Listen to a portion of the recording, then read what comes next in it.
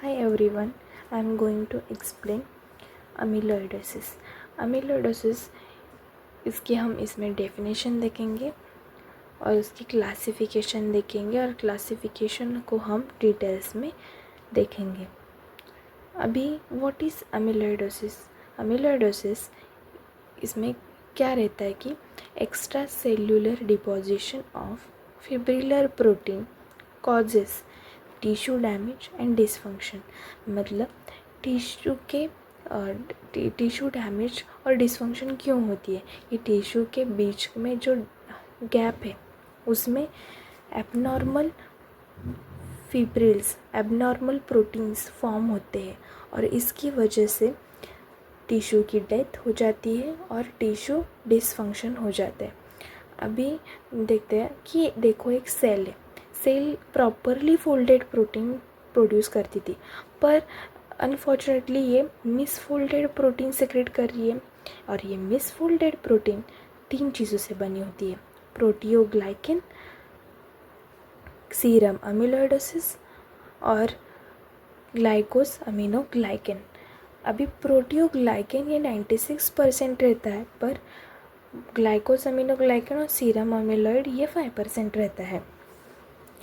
अभी हम क्लासिफिकेशन देखेंगे अमीलोइडोसिस का.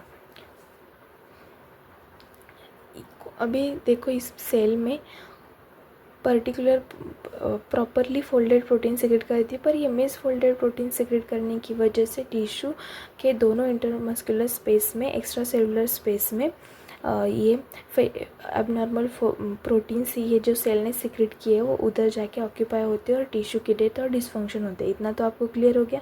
अब हम क्लासिफिकेशन देखें. क्लासिफिकेशन में पहला तो है systematic amyloidosis, hereditary amyloidosis, localized amyloidosis. Systemic amyloidosis में 3 पार्ट पढ़ते हैं: AL type, AA, A beta 2M. और हेरिडिटरी अमीलोइडोसिस में AA, ATTR, ATTR and localized amyloidosis में A बीटा. अब हम इसको पूरे डिटेल्स में देखेंगे. पहले तो systematic amyloidosis, AL amyloidosis. AL, L means light chain. इतना तो ध्यान रहा. AL, L means light chain. ये बोन है. अभी ये AL में लाइट चेन मतलब इसमें AL अमीलोइडोसिस में पहला तो ये मल्टीपल माइलोमा डिसीज कॉज होता है. ये तो ध्यान में रखो आप. मल्टीपल माइलोमा कैसे होता है? मल्टीपल माइलोमा मीन्स प्लाज्मा में प्लाज्मा सेल कैंसर, मतलब एबनॉर्मल प्लाज्मा सेल प्रोड्यूस हो जाने की वजह से मल्टीपल माइलोमा होता है. ये बोन है. बोन फ्री लाइट चेन मतलब अब आपने एंटीबॉडी का स्ट्रक्चर तो देखा होगा. हेवी लाइट चेन, ये एंटीबॉडी रहती है. इसमें 2 लाइट चेन और 2 हेवी चेन रहते हैं. अभी ये जो लाइट चेन है, 2 लाइट चेन, उसका ब्रेक डाउन होता है और वो फ्री लाइट चेन हो जाती है एंटीबॉडी से और वो पूरे ब्लड में सर्कुलेट हो जाती है, टिश्यू में डिपॉजिट हो जाती है.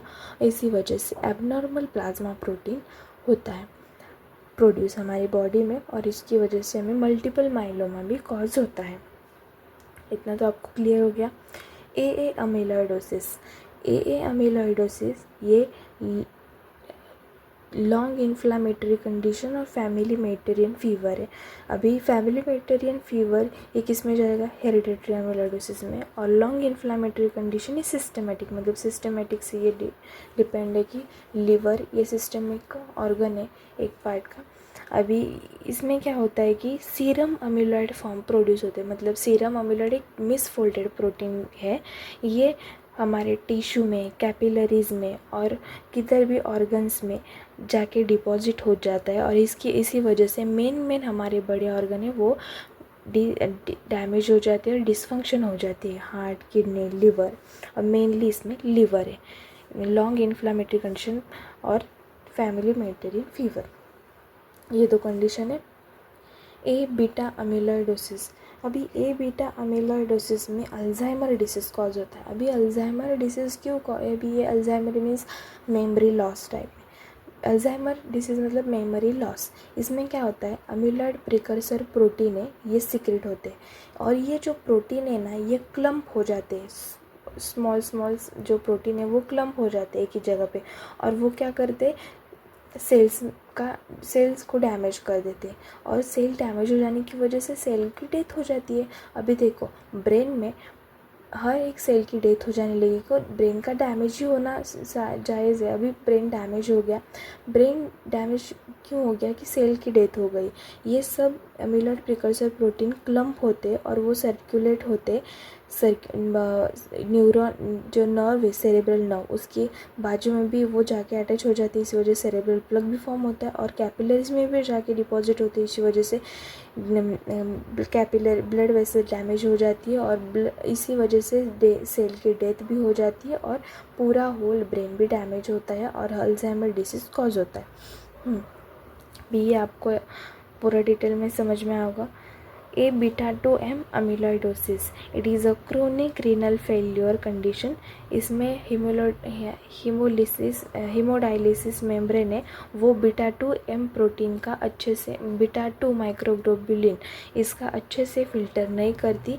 ये प्रोटीन अच्छे से हमारे बॉडी से फ़िल्टर नहीं हुआ तो ये हमारे बॉडी में जाके डिपॉजिट हो जाता है बोन में, लिवर में, बोन में, लिगामेंट में, टेंडन में, जॉइंट में जाके वो डिपॉजिट होता है और इसकी वजह से हमें डिसीज़ कॉज होता है, मतलब कार्पल टनल सिंड्रोम भी इसी वजह से हो जाता है क्योंकि बीटा 2M माइक्रोग्लोबुलिन ये अच्छे से हमारी बॉडी से सीक्रेट नहीं होता।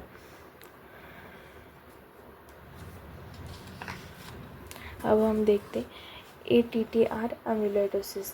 इसमें क्या देखा है कि ATTR ट्रांसथायरेटिन ये ट्रांसथायरेटिन नॉर्मल सीरम प्रोटीन है, ये थायरोक्सिन और रेटिनॉल का ट्रांसपोर्ट करता है।